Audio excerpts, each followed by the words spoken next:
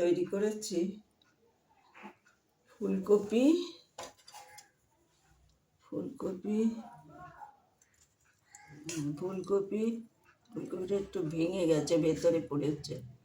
ফুলকপি আর আলু দিয়ে এই ল্যাটা মাছের ঝোল, জিরে আর কালো জিরে ফোড়ন দিয়েছি। আর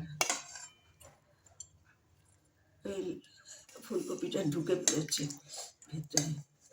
হ্যাঁ, ফুলকপি আর আলু দিয়ে ল্যাটা মাছের ঝোল, জিরে কালো জিরে ফোড়ন দিয়ে লঙ্কা হলুদ সব দিয়ে, লঙ্কা হলুদ দিয়ে মাছটা ভেজে নিয়েছি লবণ দিয়ে।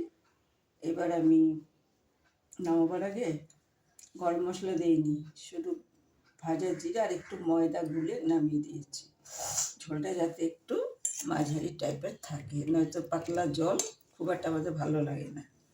আর করেছি উচ্ছে ভাজা, প্লেন উচ্ছে ভাজাকে সময় আমি লঙ্কা দিয়েও ভাজি, কখনো একটু মশলা দিয়েও ভাজি। আর এইটা করেছি কালো জিরা ফোড়ন দিয়ে, কাঁচা লঙ্কা দিয়ে, রসুন দিয়ে, ভেতরে রসুন দেওয়া আছে, রসুন দিয়ে ফুলকপি চচ্চড়ি। ভালো লাগলে লাইক করুন, শেয়ার করুন, সাবস্ক্রাইব করুন, আমার পাশে একটু থাকুন। যারা নতুন তারা একটু সাবস্ক্রাইব করুন।